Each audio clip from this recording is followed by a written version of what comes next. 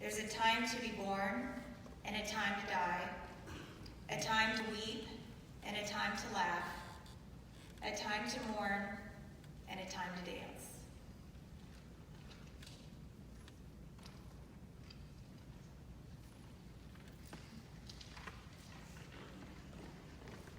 Today we might weep and mourn, but it is not the time for those things.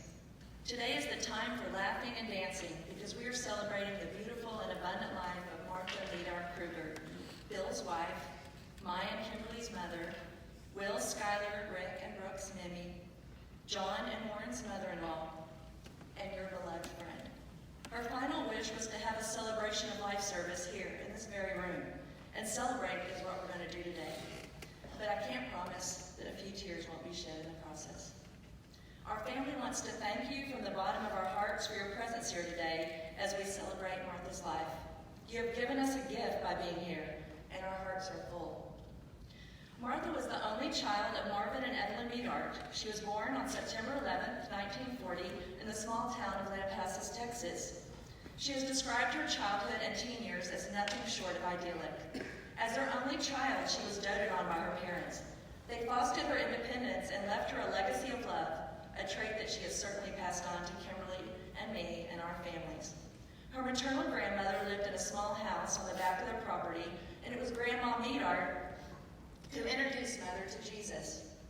Mother accepted Christ into her heart at a young age, and she started attending the Church of Christ with Grandma Meadart. When Grandma died, Mother drove herself to church 3 times a week, starting when she was in 8th grade. Yes, you heard that right. When Mother was just 13 years old, she got her hardship license. Her parents bought her a car, and she received special permission to park in the teacher's parking lot at her junior high school. She told us about one day when her heart stopped. She went to the parking lot after school, and her car was missing. It turns out the football team had picked up her car and moved it onto the football field as a joke. She thought that was so great. In the summer of 1955, right before she entered high school, Mother took a job as a soda jerk, making milkshakes and malts at the local drugstore. She loved interacting with all the townspeople and also the high school girls and boys. More about the boys later. Voting for the Lampasas Hayloft Queen. And if you know small towns in Texas, this Hayloft Queen thing was a big deal. And the voting was done at the popular drugstore where she worked.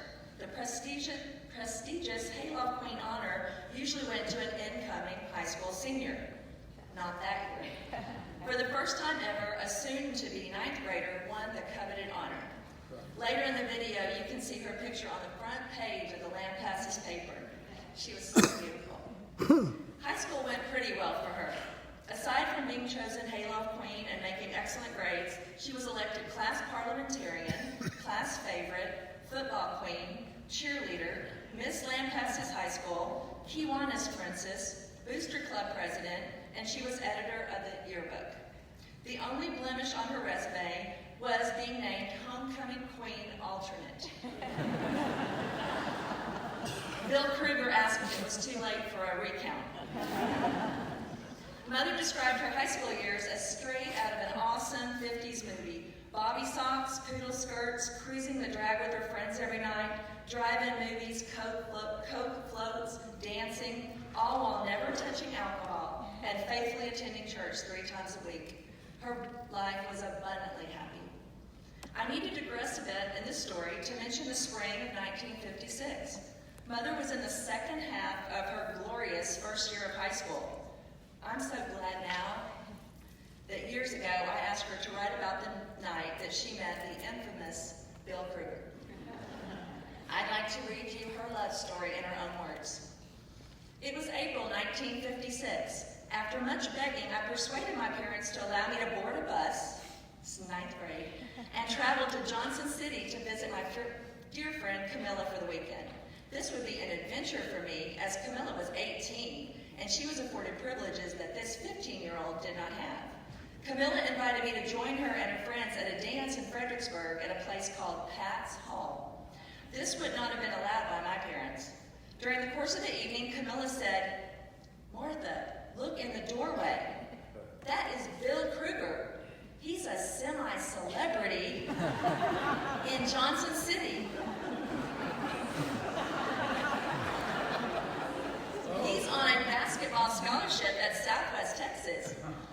she said, "Hey, it looks like he's coming this way."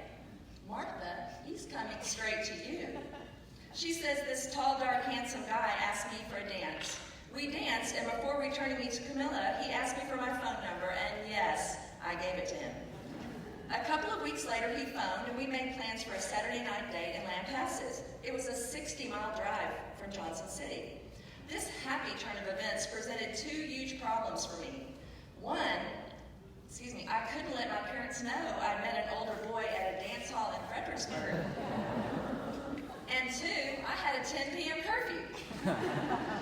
But no worries, she worked it out. She orchestrated a slumber party at her friend's house so she could conveniently spend the night away from home and bypass her early curfew. As God is my witness, the apple doesn't fall far from the tree. Bill picked her up at 7:30 p.m., and 30 minutes later, her worst fears came true. She said at 8 p.m. at the drive-in, Bill said, "Where are you going to college in the fall?" She said, "Oh no, here it comes," and much earlier in the night than I'd expected. I said, I won't be attending college in the fall." He said, "Oh really? Why?" Because I do not graduate this year." She said she can still recall the look of shock and disbelief on the 21-year-old semi-celebrity from Johnson City when he said, "Oh, so you're a junior?" No, I said. She said now his look had turned to pure terror. With indignance in his voice, he said, "There is no way I'm out with a 10th grader right now." She said, "No, you're not." When the truth hit him that he was out with a 15-year-old freshman, she said he couldn't get her home fast enough.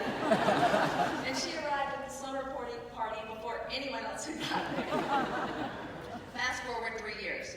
Mother graduated from high school and received the most beautiful car she'd ever dreamed of, a bright, shiny, brand new 1959 Studebaker. There's a picture of it and her wearing a mink coat in the video, and it looks like a pic out of Life magazine. She spent the summer in San Marcos attending summer school at Southwest Texas with plans to attend TCU in the fall. She quickly began dating the quarterback of the football team. At a party one night, she heard the name Bill Krueger. She heard he'd just been named the head basketball coach at San Marcos High School. She asked if anyone had his number, and she called him. 3 days later, they had a date. She dated both Bill and the quarterback all summer. But Bill convinced her to cancel TCU and stay at Southwest Texas for the fall semester. In the middle of the fall semester, Bill was tired of sharing her and told her it was time for her to make a choice. As usual, Bill Krueger won. We call it his most impressive victory to date, and as you know, he's had a lot. Yes, we did. Okay, he proposed on Christmas Eve during her Christmas break, and she didn't ever return to Southwest Texas for the spring semester. They were married 4 months later on April 16th, and it was exactly 4 years from the day they met at Pat's Hall in Fredericksburg. Bill's entire basketball team from San Marcos High School attended the wedding, and he said they told him later they were all secretly in love with her. I loved how in her later years, when we were all made aware of her devious plans to meet and date Bill Krueger, she would look us straight in the eyes with all seriousness and not a hint of an apology, and she would defend her actions by stating, "How else would I have met and married Bill Krueger if I hadn't done all those things?" And sitting here today, who were we to argue with that? Soon after getting married, Bill made Martha sell her beloved Studebaker. He said it was too flashy for the wife of the head basketball coach in town to be driving around. She reluctantly sold it, but has said many times over the years that it was one of her biggest regrets. I was born in San Marcos in 1961. 4 years later, Daddy was offered the head coaching job at Clear Creek High School after his San Marcos team had won the state tournament. It was considered the top basketball job in the nation, so we moved to League City, where my mom was fortunate enough to meet her forever friend, Jean Ann Gerdes.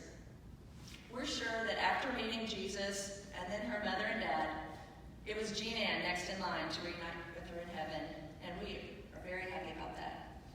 Kimberly was born in '66, and life was good. Mother and Daddy socialized with many friends while in League City, including the Gerdes, the Kellys, the Parrs, the Neals, the Celestines, the Geos, just to name a few. They moved to Clear Lake in 1972 when a new high school opened. Mother found her dream home, a nice-sized two-story colonial with a balcony on a beautiful street with trees. Daddy said no, it was too expensive. Mother put her foot down. She said she had a serious heart-to-heart with him.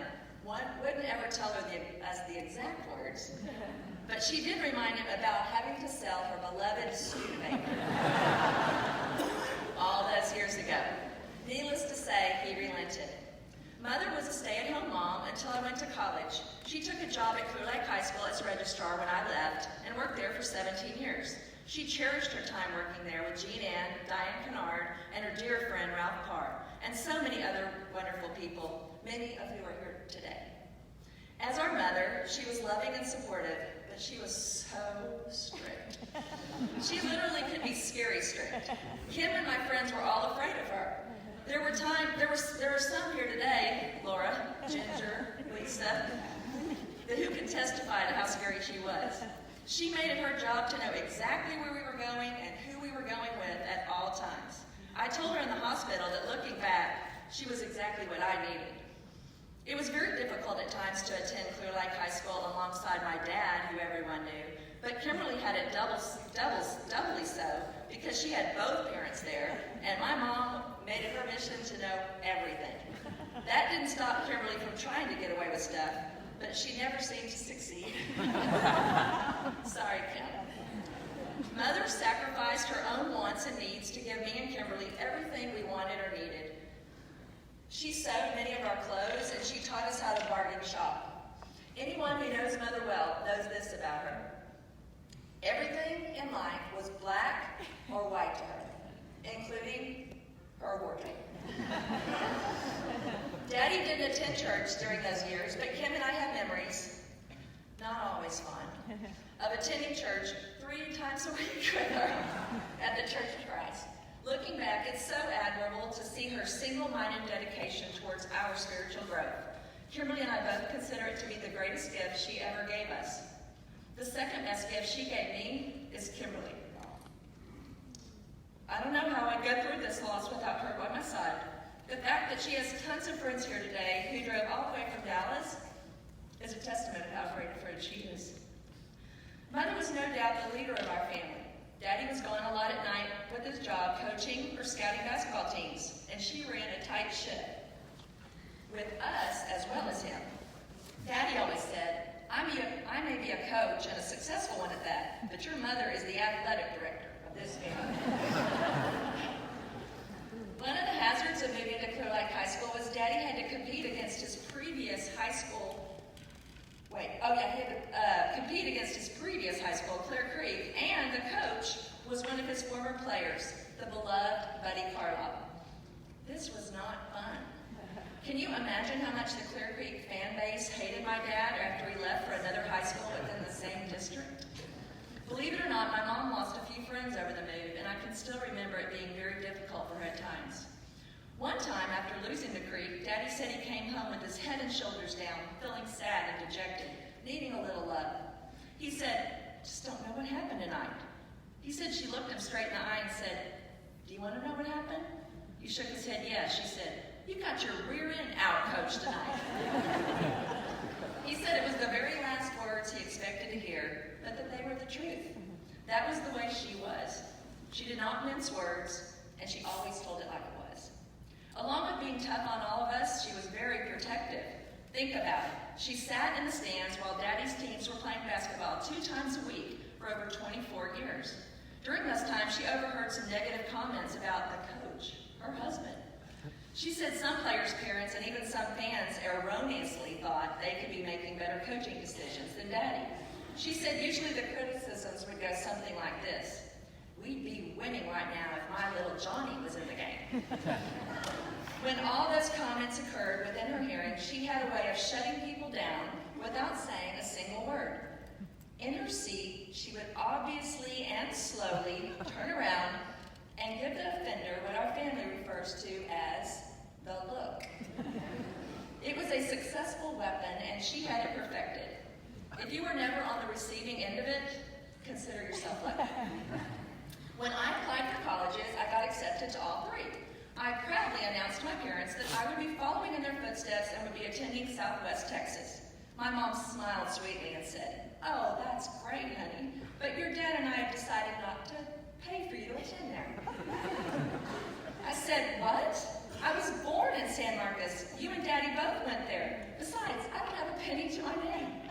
Just so you know the entire story, my high school boyfriend was attending school there on a basketball scholarship. Sound familiar? And she wanted to separate us. The next day I announced, okay, I get it. I'm going to go to the University of Texas.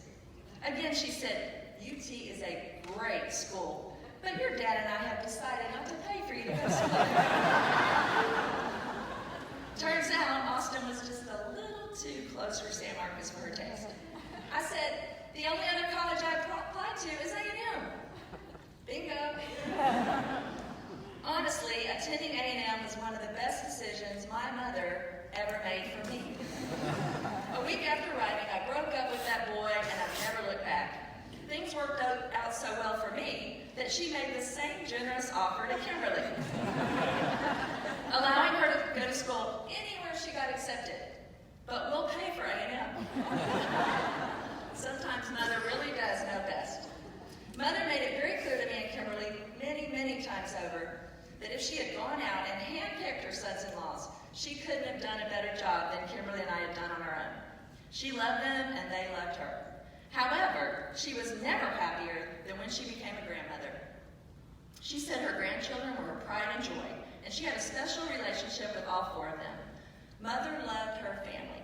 She was so proud of all of us. She told us by words, both written and spoken, all the time. That means a lot to each of us because her standards were so high, and she never said what she didn't mean. I know you've all heard the phrase opposites attract. Well, never have two people who are more opposite attracted each other. Aside from their shared beauty when they met and their joy for life, our parents could not have been more opposite. She was cold, he is hot. She sat on the back, he sits on the front row. She didn't like small talk, he can talk. She is super over the top clean. He is super not clean. She was particular, he is easy.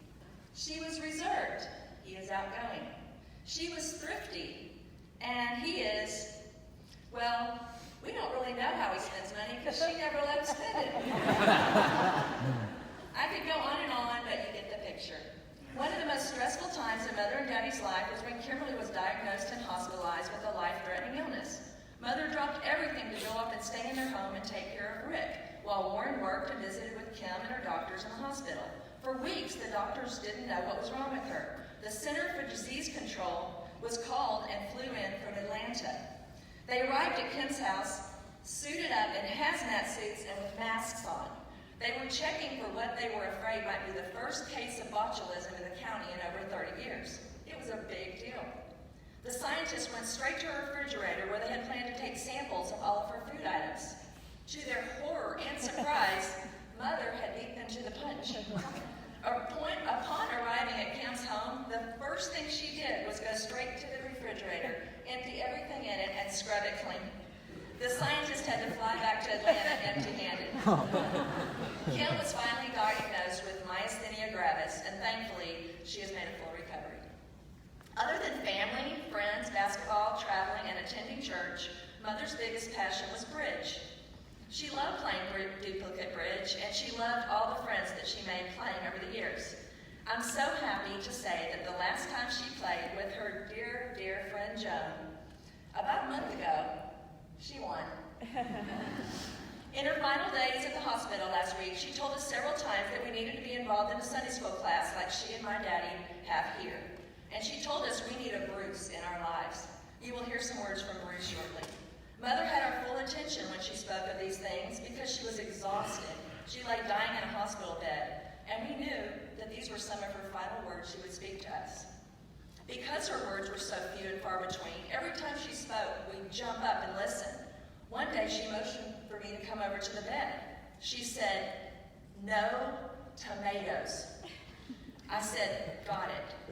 Somehow, without once tasting a tomato, she was convinced she hated them. I said, Mother, in preparation for your arrival, I'm sure they've banned all tomatoes in heaven. And she went. As most of you know, Mother had a tough medical history, phlebitis several times in her legs, Sjogren's syndrome, a nasty autoimmune disease she's had for 30 years, thyroid cancer twice, bouts of vertigo, and detached retinas in both eyes. She also suffered from arthritis and had digestive issues most of her life. Then came the biggies 3 years ago. Lung cancer in both lungs, accompanied by esophageal cancer. During all those problems and years of treatments and suffering, not once have any of her family members, including my dad, ever seen her cry for herself. She tried her very best to put her best face on for her family and friends, and this past year it has been harder, but that never stopped her from trying. She taught us how to live, but she has taught us even more about dying. She was not afraid. She trusted her doctors and didn't once second-guess them. She let her faith carry her through the day, and we were all watching. Mother was not a dog lover. The rest of the family was baffled by this and considered it a character flaw. We loved to kid her about it. Daddy, on the other hand, loves our dog Dasher. Sometimes when Mother was in a really good mood, she would allow Dasher to have a sleepover at their house, but never longer than one night. This past year, during our visits, I would love to rib her about Dasher, saying, you know, when you check out of this house, Dasher's moving in, so you better keep fighting. She always laughed.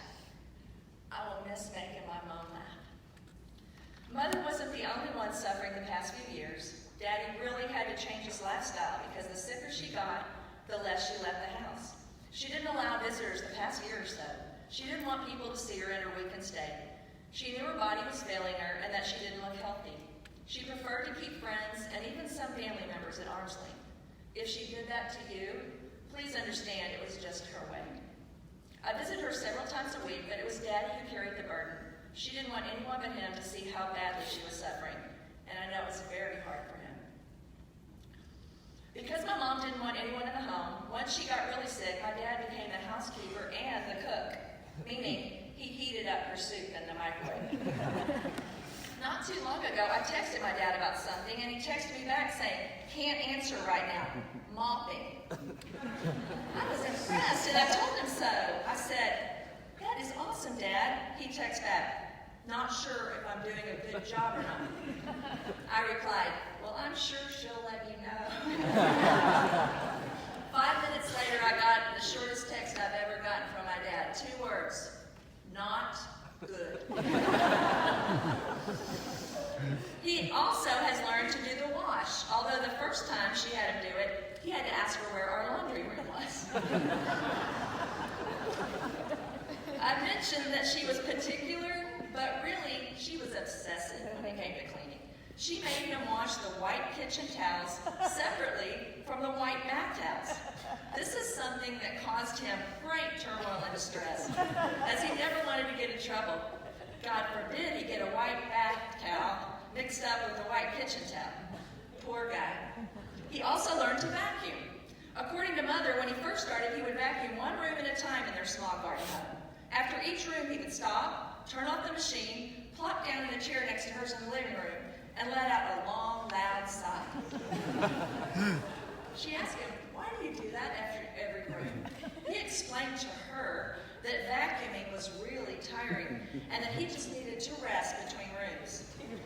She said without missing a beat, and on the golf course, do you rest after every hole?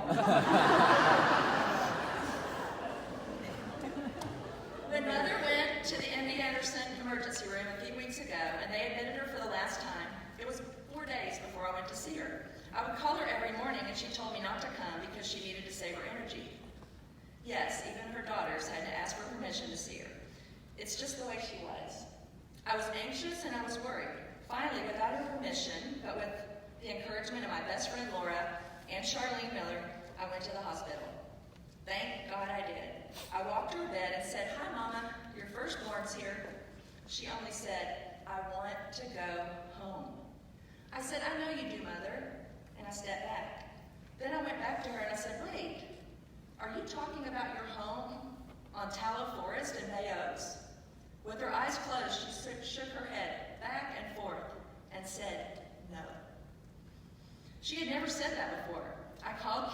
as she flew in that afternoon. Linda picked her up for us and brought her straight to the hospital. Will, Skylar, and John, who all live here in Houston, were able to come to her hospital and have a nice goodbye with her that included as many laughs as tears. It was special. As I began to leave her for the last time, my husband John was the last to leave the room, and I saw him leaning down and my mother whispering to him. I asked my daughter Skylar, "What was Mimi saying?" And Skylar said, "I only heard her thanking him for his patience and saying something about perseverance."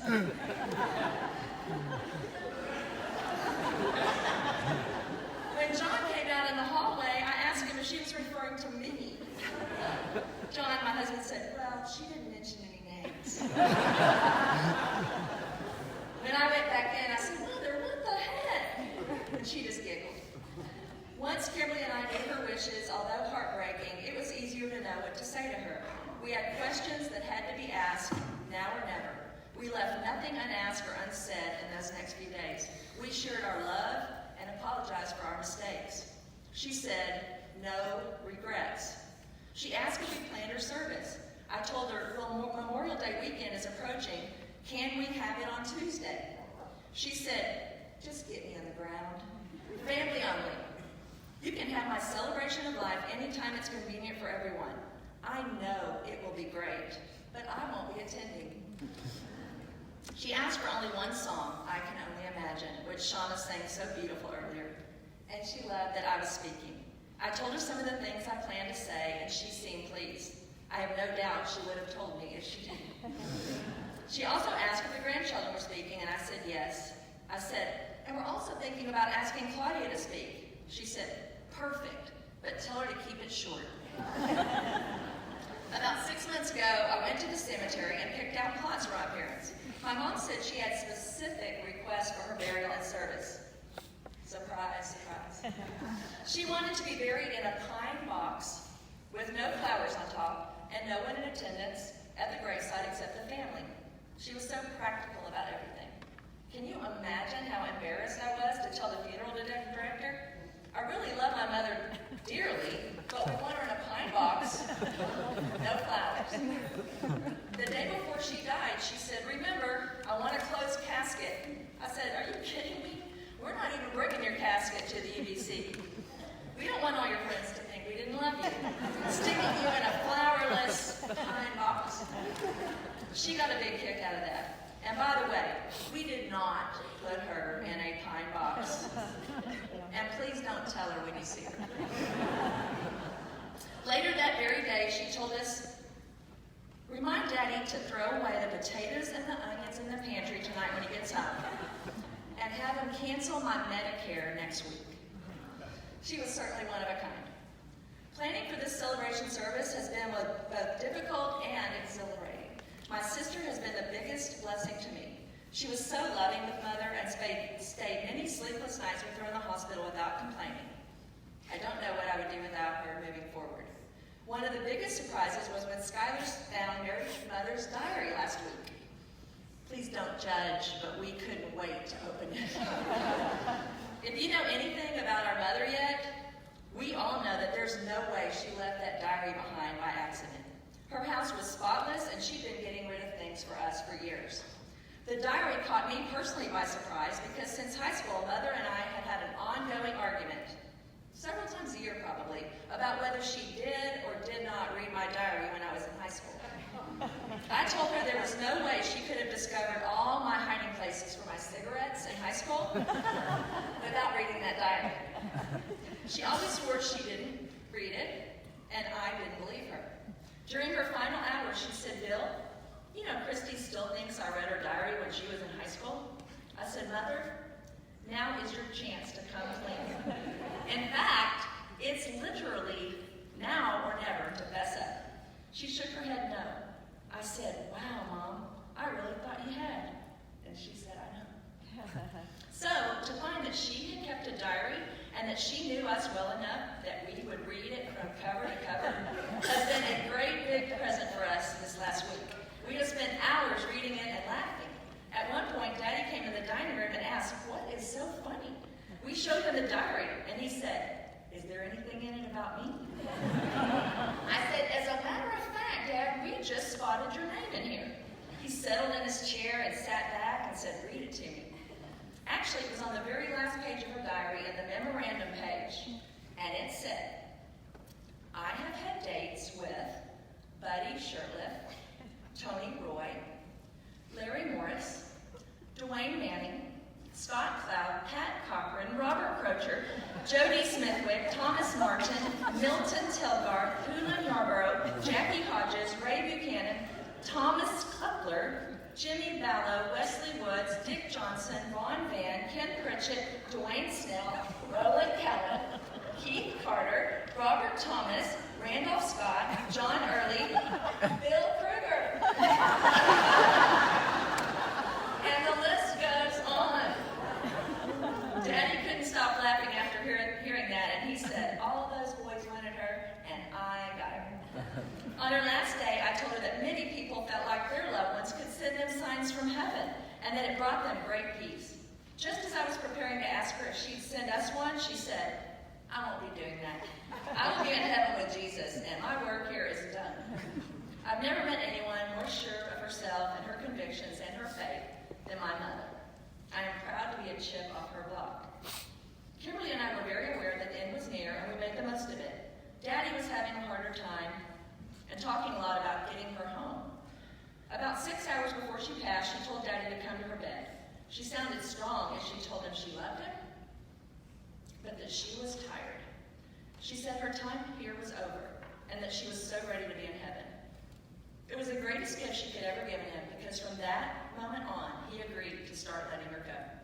It was beautiful to witness. She was the love of his life, and the only woman he's ever loved.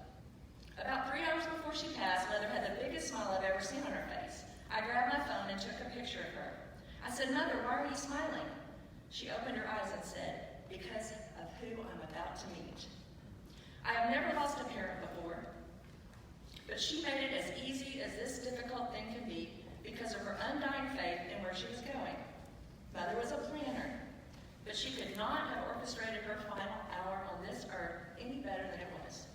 I was in bed with her, and Kimberly and Daddy were in chairs nearby. She passed so quietly and peacefully that the nurse had to come in and tell her